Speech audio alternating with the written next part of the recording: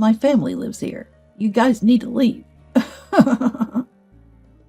Amidst the in-laws directing the movers, Kevin pointed at us and loudly declared, his face twisted with malice. I couldn't help but show my disgust. But Madison, standing beside me, seemed different, asking Kevin with a shaken voice, Dad, don't you know? With those words, Kevin looked puzzled. Madison's frantic demeanor not only caught Kevin off guard, but also made mother-in-law Emily and father-in-law David stop in their tracks to look at us. But Hannah, uninterested as ever, continued giving orders to the movers. Amidst this bewildering scene with the in-laws, I decided to reveal a certain truth. My name is Aria, a 46-year-old remote worker. I have a husband and daughter and live a decent life. I met Kevin, my husband, back when I was still working in an office. We hit it off at a company party that was popular at the time, and exchanged contact details, eventually starting to date. After several dates, Kevin proposed to me 3 years into our relationship. With my often sick mom in mind, I wanted to marry soon to give her peace of mind, so I accepted Kevin's proposal. Sometime after our marriage, I found out I was pregnant. Kevin was genuinely overjoyed, eagerly looking forward to seeing our child. When our daughter Madison was born, Kevin actively took part in parenting, and I was living happily. But like anyone, I had my share of worries, mainly about my mom.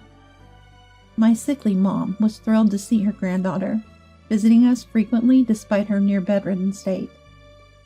Initially, she visited often, but as Madison entered middle school, Mom's health visibly worsened. After being married for a while, I left my job to switch to remote work, ready to care for my mom whenever needed. The shift allowed me to fully care for Mom, who started to frequently be in and out of the hospital as Madison graduated middle school. Mom was always so happy when my daughter and I visited her. I hoped these good deeds would accumulate, allowing her to recover enough to go out again. But around this time, Kevin's behavior began to change. Initially, he willingly let me care for Mom, but recently, he started getting grumpy, complaining that I wasn't taking care of him. Going to see your mom again? Huh. You don't care for me, tired from work, but you dote on your sickly mom. Man, I wish I were sick too. No matter how Madison and I tried to cheer him up, Kevin stubbornly refused. Torn between worrying about Mom and Kevin, Madison stepped in to help with Kevin. Mom, I'll take care of Dad. You go see Grandma quickly, she said, smiling reassuringly. I always end up relying on Madison's words. One day, amidst this routine, I received a call from my sister-in-law, Hannah. You've been neglecting your brother lately, she accused as soon as I answered. Startled, I glanced at my phone screen, but it definitely showed Hannah's name. Confused by the baseless accusation, all I could do was deny it. Long time no speak, Hannah. What's this all about? I'm not neglecting Kevin at all. Unaware of how things had gotten to this point, Hannah pressed on. Don't play dumb. I've heard it from my brother. You've been focusing on your mom recently, neglecting your household. Can you still say you're a proud wife? Indeed, I had been spending more time caring for my increasingly ill mom, but I never expected Kevin to complain about it to Hannah. But it's not like I've been neglecting our home. Madison helps with chores after school, and I balance work and caring for Mom with household duties. True, Kevin's complaints seemed to have increased recently, but they were about trivial things like wanting a fancy steak or disliking the scent of the laundry detergent, things beyond our control and hard to improve. I'm certainly not slacking off with the housework. Before I could explain in detail to Hannah, she dropped a bombshell. Unfortunately, this has reached Mom and the others. They might come to scold you soon. Leaving me with these unreasonable words, Hannah abruptly ended the call. Stunned and speechless, Madison approached me. Mom, I'm home. What happened? You look so shocked. Snapping back to reality, I shared the recent events with Madison, who had just returned from school. Madison, like me, was dumbfounded, opening her mouth in disbelief before shaking her head and sighing. Hey, Mom, there's something I've been thinking about for a while. Can I talk to you? Suddenly serious, Madison spoke, and I nodded anxiously. As I listened to her, I felt a sense of patheticness. During this time, with Kevin's nonsensical complaints and harassing calls from Hannah ongoing, the in-laws finally took action. One day, after visiting Mom, I returned home to find Emily cooking in the kitchen. Entering the living room, I stood frozen, gaping at Emily, my belongings still in hand. Noticing me, Emily frowned and approached briskly. Oh, just got back. How is Mom? Well, never mind. Sit down here. Annoyed, Emily passed by, leaving me no choice but to follow, still grasping the situation. Sitting on our living room sofa, I endured a lengthy lecture from Emily. It started with accusations of my poor attitude towards Kevin, moving to neglecting housework and letting my husband do chores, criticizing me thoroughly. However, realizing some inconsistencies, I interrupted to correct her. Emily, there are some things I need to correct. I never made Kevin do the housework. In fact, he doesn't help at all. Embarrassingly, it's Madison who assists me. Hearing this, Emily stood up abruptly, pointing and shouting at me. You think I'd believe such lies? You're suggesting my son is lying. How shameless! Enough of this! Fuming, Emily left the house like a storm, leaving the stove on. I rushed to turn it off and couldn't follow her. That day, Kevin was unusually cheerful, eerily generous. He kept interrupting me every time I tried to bring up Emily's visit. But even Madison found it odd, so we decided to quietly observe, not to upset Kevin. For a few days, Kevin remained in good spirits. Thanks to this, I could care for my mom without worry. But despite my care, Mom quietly passed away. Madison and I, grieving, managed to finish the funeral and decided to clean up Mom's house. I wanted Kevin's help, but mentioning it turned him sour for the first time in a while. Madison and I ended up cleaning alone, surrounded by memories of Mom, each item bringing back memories, hindering our progress. Reluctantly, I contacted Kevin, and we stayed at Mom's house that night. Kevin seemed to be in a really good mood. Take your time. It's a good opportunity, Kevin said. But due to Madison's school and my work, we couldn't stay long. We planned to return home the next day and decided to rest for the night. The next day, having managed to sort through most of the stuff, we decided to head back home. As we neared our house, I noticed a large truck parked outside. Wondering what it was, we saw it was a moving truck, and Kevin and Emily were directing the unloading. What's going on? I asked, rushing over with Madison. Kevin stepped forward, puffing out his chest. You're back already. It's too late for that now. What? I was stunned, watching our belongings being moved into the house, while Kevin, arms crossed and smug, continued. My family is moving in. You guys need to leave. As the in-laws directed the movers, Kevin pointed at us and loudly declared. His face twisted with malice, and I couldn't help but show my disgust. However, Madison, standing beside me, seemed different and asked Kevin, puzzled. Dad, don't you know? His expression changed to shock. Madison's frantic demeanor not only caught Kevin off guard, but also made Emily and David stop and look at us. However, Hannah continued giving orders to the movers, seemingly uninterested. Amidst this bewildering scene with the in-laws, I decided to reveal a certain truth. Forgot? This house is mine. The in-laws were shocked, and Kevin suddenly turned pale and panicky.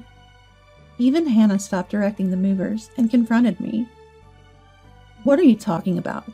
You couldn't possibly afford such a fancy house. I proudly replied, Thank you for the compliment. This house belongs to my family. My dad built it. That's impossible. This house looks too new and beautiful. I appreciate it, Emily. My mom renovated it when we got married. Kevin should know about this. I didn't know why they had forgotten, but the house was in my name, and the renovation costs were covered by Mom. She willingly moved out to an apartment so that we could live here long term. Kevin and I thanked her and even discussed living together. Realizing his plan had fallen apart, forgetful Kevin seemed to understand that his scheme had failed. And you know, I started to speak, but Madison interrupted. She began to share information from the recent inheritance sorting. Grandma left a lot of inheritance for Mom and me. Unfortunately, it's not money. It's land and high-rise apartments, things that can't be easily converted into cash. Upon hearing this, Kevin's eyes lit up, and he turned to the in-laws while Hannah triumphantly fist-pumped. I wondered how they could be so happy, hearing Madison's words, but Kevin quickly turned to me, shouting, Wait a minute, I didn't know Mom had so much wealth. You didn't say anything about this when we got married. Hearing Kevin's outcry, the in-laws started voicing their selfish complaints. What's this? Isn't that like marriage fraud? That's so sleazy. You deliberately kept quiet about the inheritance to keep it from Kevin, didn't you? Such a greedy woman. And the way you spoke earlier, it sounded like only you two are getting the inheritance. David, realizing the crucial point, looked at us for confirmation. I nodded firmly and explained, Yes, the inheritance is just for me and Madison. Kevin gets nothing. We found the will while sorting through the belongings yesterday. Hearing this, the in-laws turned red with rage, especially Emily, who was the most furious. This is unacceptable. If that's the case, we're getting a divorce. I'm going to take every penny of your divorce settlement. Emily, stopping her feet and raising her voice, received an immediate acceptance from me. That sounds good. I agree. As soon as I consented, Emily turned and ran off, presumably to the nearby office to get divorce papers. I watched her rush off without trying to stop her. Kevin, noticing Emily's departure, asked me bitterly, What are you planning to do now? What do you mean? Are you talking about the divorce or where you're going to live? Both.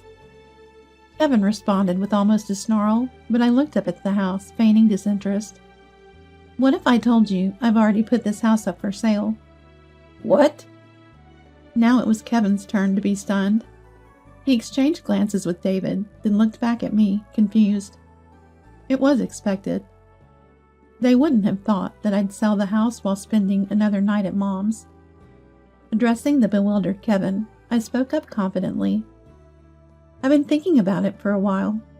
Every time I see your terrible attitude, I wonder why I'm still married to you. I've been putting up with it for Madison's sake, but she's also fed up with you. Delivering this shocking truth to Kevin, I saw him turn pale and look at Madison. She met his gaze firmly and spoke her mind. Dad, you always said you were the head of this house. Neglected and pitied, tired from work and ignored. But don't you think the reason you're treated like that is because of your own faults? Why don't you realize you're the one neglecting and ignoring us? Madison's sharp words silenced Kevin, who could do nothing but stay quiet. I thought if he just signed the divorce papers in his downtrodden state, that would be enough. But then Hannah revealed something astonishing. If I knew it would come to this, I wouldn't have applied for the renovation. We all turned to Hannah in surprise. I was shocked not only by Hannah's sudden confession, but also that David and Kevin didn't know about it. What are you doing without permission? David shouted at Hannah, who nonchalantly began to make excuses. I wanted to live in my dream room, so when we were taking over this house, I thought, why not renovate it? But you're selling this house, right? Oh, but if you're selling it, wouldn't it be better if it's renovated? Hannah's smug face made me and Madison sigh. As for Kevin and David, they were too appalled by Hannah's recklessness. Kevin, unable to contain his anger any longer, began shouting at her. Listen, sister, whether it's sold or becomes ours, you should have told us beforehand. We were planning to move in. Where are we supposed to live during the renovation? Despite feeling a bit off about his preface, Kevin's point was valid, and even Hannah seemed to realize it. "Oh, really?" As Kevin was about to yell at Hannah again, we saw someone running towards us from afar. It was Emily, seemingly with the divorce papers. "I got them! The divorce papers! Now sign them right here!" Emily, out of breath and unaware of the commotion among the in-laws, pushed the papers towards me.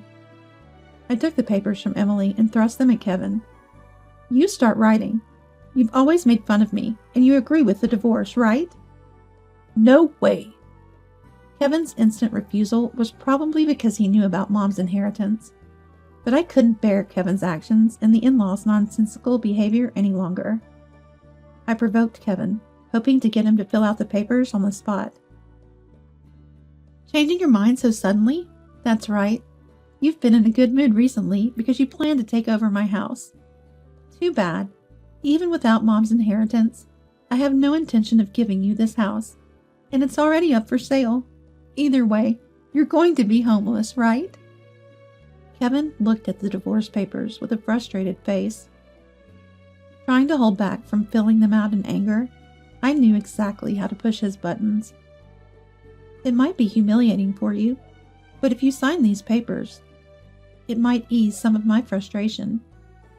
Thinking Kevin would act as I expected if I asserted dominance, I spoke, filled with my true feelings, and sure enough, Kevin, red with anger, snatched the papers from me and began filling them out on the spot. "If you say so, I'll give you your divorce." Kevin's impulsive action was a relief to me internally. I thought Kevin might come to his senses, but he remained simple-minded. After receiving the half-completed divorce application from him, I filled in my part, ensuring no further unexpected events would occur. I handed the completed application to Madison and turned back to the in-laws. "Now, all that's left is to submit this to the city hall, so take everything you brought into this house and go." "Wait a minute! Are you serious? You said you'd feel better if Kevin signed the divorce papers." "Indeed, I did say that, but I never agreed to the move-in." "What about the renovation?" "Renovation? What are you talking about?" Emily was surprised to hear about the renovation plan revealed in her absence, but after being briefed by David, she confronted Hannah. A brawl ensued, and with David and Kevin preoccupied, I tried to leave with Madison. However, Kevin and Hannah, determined not to let us go, were stopped by the moving crew, who had had enough. Amid the commotion, we heard police sirens. Shielded by the movers, I noticed neighbors had gathered, likely alarmed by the noise, and someone had called the police. The sight of the approaching patrol car with its flashing lights was a relief, but that was short-lived, as the in-laws, now all together, turned on Madison and me. Thankfully, the police intervened, just in time to prevent any harm. Despite the police's attempt to calm the situation, the in-laws continued their uproar, leading the officers to call for backup and place us in the patrol car for safety. Seeing us in the car, Hannah mistakenly thought we were being arrested and tried to throw belongings into the house, only to be stopped by the police. Finally, with additional officers arriving, the commotion ceased. As the in-laws began to calm down, the police asked us to come to the station for questioning, igniting another uproar. Kevin or Hannah, or perhaps both, ended up assaulting an officer, resulting in their immediate arrest for obstructing official duties. After being advised by the police, the rest of the in-laws also headed to the station. Meanwhile, Madison and I underwent a brief questioning in the patrol car.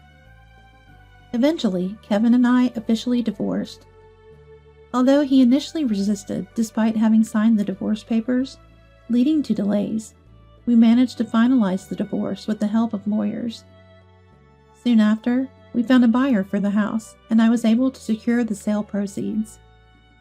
Though Hannah had strongly suggested renovations, they were unnecessary, as the house had already been renovated when Mom passed it to me, leading to a quick sale.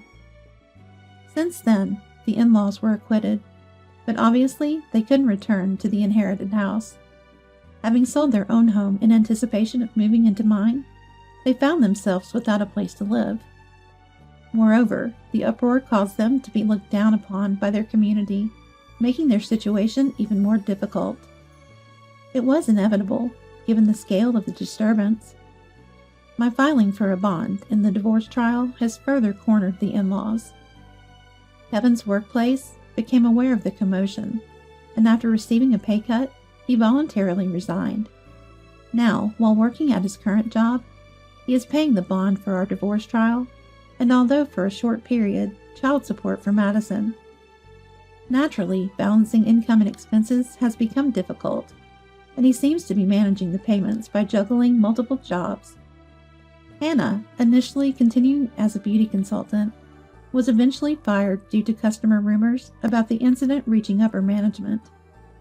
Living a lavish lifestyle, she quickly ran out of money, and like Kevin, is working multiple jobs to cover the bond payment. The in-laws themselves seem to have had further troubles post-incident, leading to a divorce and separate living arrangements. Emily was fired from her part-time job due to neighborhood gossip, and David, who planned to live freely off his retirement fund, now has to find work to cover the bond payment to me. While each of them faces their own challenges, I see it as their retribution for their actions towards Madison and me. I hope they will reflect on their behavior. Meanwhile, Madison and I have moved into a new home. With her already transferred to a different school, there's no worry about the in-laws causing trouble there. Continuing my remote work, I look forward to spending peaceful times with Madison. The relief of being freed from that situation brings a smile to my face, and I plan to live happily with Madison.